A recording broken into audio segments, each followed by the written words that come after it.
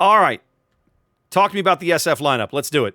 So for the side of Starfleet, Daring, Harugamo, Marceau are your DDs. Then Des Moines, Henri, Nevsky, and a Stalingrad. And then I like these battleships from the side of getting some variety, Bourgogne and Vermont. And I'll talk about the Vermont after you give us what H is bringing. Bourgogne and Vermont. How interesting. All right. As mentioned, the Hansen brothers, that is literally the team name. H here to the south. They are fielding a bot.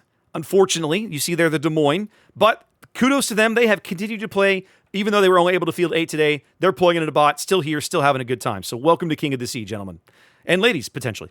They are fielding Kremlin, Kurfürst, Des Moines, double Moskva, Petropavlovsk, Gearing, and double Shimakaze. And of course, the Des Moines is their bot player. Mm-hmm. Now, one thing I like to talk about, first off, we got the Bourgogne, as you said, and I am still butchering that name, which is a French... Bourgogne. But French battleship. But the Vermont's an interesting choice. So 40-second reload. But earlier this year, Wargaming did improve the ship in a couple different ways. So this makes it an intriguing choice because it has a really nice dispersion, which means if you land a broadside, that ship's going to go bye-bye on the enemy team. So the North Sea are the setting for a titanic clash of enemy fleets. These tall evergreens and mossy rocks will soon bear witness to the deafening sounds of battle. Sorry, as two teams. No, I'm good. My stupid Stream Deck has done a couple of dumb things today. I got to figure that out. I don't know what's happening there. Anyway, okay. Yeah, no, Bourgogne's had a bit of a buff lately, this year recently, which was surprising because everybody was like, why does this ship need a buff? But she got one, so there we go. Yeah. Now we're looking... Vermont more stuff, but yeah. Yeah. Now, Gearing and Shima double teaming the A cap over here. Des Moines radar will not quite... Well, it might be able to pick them up. Depends on where they stop. Probably not, because the Des Moines is being forced back off the cap. So that is a bit of a nice tag team there. Backed up by 2 radar cruisers. And so if these guys play this right, H is going to be able to hold A for quite some time. Although I think the Vermont salvo coming in on this Moscow might really hurt. That could have been worse. That could have been worse. Those fell short. Shima is 12-kilometer torps over there, Mobetta. The other Shima, Absalon, is running 20 kilometers according to my side mods, which is very intriguing. That is. There's a whole bunch of those 20-kilometer torps now going out north of sea as Nimitz's Moskva has set up right here by the cap. But this is a very bold position that he's probably going to give up a ton of HP to sit here. Just a bit. He's a little too far away from the island. Now, he did spot the Daring, get a little bit of damage on the Daring, but now they're just going to focus you until that Daring gets forced off. And Daring has an easy dodge on all the torps that are coming out. His hydro's up. He knows exactly where all of those are. Now, and look at the chat play by this bot. I was just fixing to point this out. Look at the bot Des Moines charging B. He's going to cap B on behalf of Hansen. Look at this. An early cap advantage for the team that's actually playing down a person. And that might end up being very big later. It could be. Because of the fact that it's a cap that you don't think about a lot early on. I mean, he's going to get slapped right there by the Bourgogne, but because he's a French destroyer versus a Des Moines, the Des Moines actually getting some good work out of his guns here. Yeah, and the Bourgogne, I mean, he's used the reload booster. He's only gotten the Des Moines to 38,000, and now the Des Moines is just peppering him with HE, trying to get as much as he can off. He gets a fire on that Bourgogne. That's burning the full length because the DCP's been used. One of the things that when you see people take Bourgogne in competitive play, one of the things that's not talked about enough, or at least I don't talk about enough, is the fact that that ship barely has more HP than a heavy cruiser, right? And so when you get into a gunfight with the wrong heavy cruiser, this might not necessarily be that case, but it certainly isn't helpful. You can sometimes lose gunfights to ships, down class from you simply on that alone. Ooh, and the Gearing hit torps onto the Des Moines. And they do bag a kill on the Des Moines. Look at this torpedo soup going on the Vermont and the Marceau. Vermont's going to manage to dodge most of these. He's going to take one, I think. No, he's going to dodge that one even. Yeah. But looking back over to that Bourgogne, so the Bourgogne's tilting away, but he's down to 41,000 as the fire goes out, and the Des Moines is back up to 26,000. Yeah, I was going to say it was still 8-on-8. Both teams were still 8 players apiece, but now Hansen losing one of their human players here as the Kurfürst drops to some torpedoes.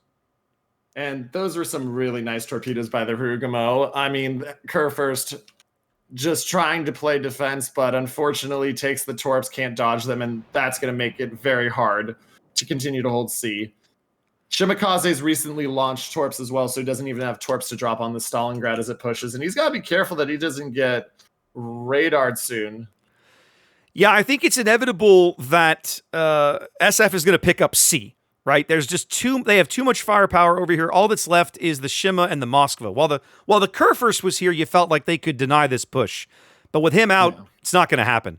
And all these conga line torps coming in from the Moskva is going to be very, very ugly. Because he's not even moving. They going to clear that island? Most of them will. Oh, they are going to clear that island. Yeah. He might lose a couple, but most of them are going to clear. Now the question is, a couple of these are actually going to slide right down the side of the ship, but he's going to take. There's 1, 2. He's going to take at least 3 more. He's going out. Yeah. Brilliant conga line torps from Panda's Daring there, and just like that, as you said, with the Kurfürst gone, you just can't hold it. No, you can't hold it. It was never going to be a thing. SF bags a kill, but their bot Des Moines still in the game, still doing good work back here. Got more fires burning on the Burgonia as he gets charged by the Kremlin. That Rabbit Loco is getting close to going down. Yeah. In fact, another good, not up for another 50 seconds. Another good Kremlin salvo probably will cost him his ship if it's aimed right. Now, I want to draw your attention to the 4 line. Have a look at Bainex's Marceau. That's ballsy. They do finally manage to kill the bot. But man, he's done some good work along the way. Is that a Kremlin with secondary spec? Could be. Let's have a peek. 8 kilometers? Let's have a peek. No, he is not mounting secondary mod or skills of any kind. Kilometers seemed far for the Kremlin secondaries. Well, remember they standardized battleship secondaries, so now it's done by tier. Yeah. So like That's high right. tier ones are all like 7.5 or 8 or something, right? Yeah, you're right. Okay, here comes Harugumo Torps again. Is he going to bag himself a second? I think he's going to bag another battleship. This Kremlin smells blood in the water. He wants this Burgonia booty. I think he's going to get it, but he's going to take like 4 or 5 of these Harugumo Torps in exchange. Yeah. He's going to take at least 2 out of the first salvo, and then probably at least 1 out of the second. Maybe 2 out of the second. No, just the 1. Yeah, just the 1. And Shimakaze goes down to Marceau, so it's now 4-1 ship lead for the side of Starfleet. Stalingrad broadside on this. Oh, that hurts. Kremlin's now really pinched. If they'd been able to kill that Burgonia, I think things they would be doing better. But man, it looked. You started to get a little bit of hope for these guys, right? It was like, man. You had the anvil forming because you had the Des Moines and Kremlin pushing up through B, and you had the GK that if it stays alive is going to lock those ships into place. GK going down means they're no longer locked into place. Yep. And just absolutely, you lose one half of the hammer and the anvil, and you're just done.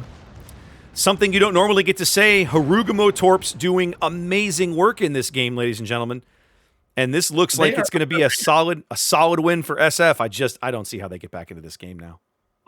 I don't either. 5-1. I mean, you still have a cap, but your gearing's at 468. Your Moskva is burning down, and he'll get a heal off here, assuming this salvo from the Henri doesn't kill. But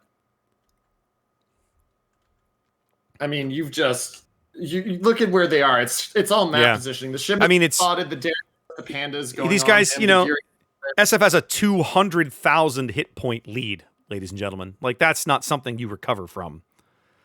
There goes the gearing. Shima will go down shortly. It's a great saying. Quantity has a quality all of its own, and 200,000 ship point. Wasn't that one of the American generals, like one of the European theater generals in World War II? I feel like that was. See, I just use that when I'm playing EU4, and I feel like going easy mode with Ottomans. Somehow, Magic Bob's Moskva still alive on 870 hit points, but I think this Henri salvo finally has his name on it. Let's see how he does. No heals left. It's wow. Like a single shell. There we go. The Vermont finally bags him. And that just leaves Big High's Petro here to see what he can clean up on his way out the door. So it's going to be almost a clean sweep for these guys at SF. Yep. But I got to say, Hansen played really well. And I still have to say kudos to them for sticking it out. You know, we're in round 6. They've been playing all day, down a man. They're still here having a good time. They're going to play today. They're going to go home with some great participation prizes. And they might still make it into day 2 because you just don't have any idea. That's true. And I mean, they've played well. They had some really good strategies. It obviously hurts having a bot, but they played really well. Nothing to be ashamed of there. No. But we will see Petro go down, ladies and gentlemen, which will mean that our winner is going to be the side of SF. GG, well played to both teams. I really did like how their initial deployment and setup went. I really liked where they were going. And I even though that Des Moines was a bot and a human player probably wouldn't have made that play, what I liked about it was they were like, you know what, screw it. We're going to drive this Kremlin up here and back this guy up. He's done us a solid. Let's go capitalize on it.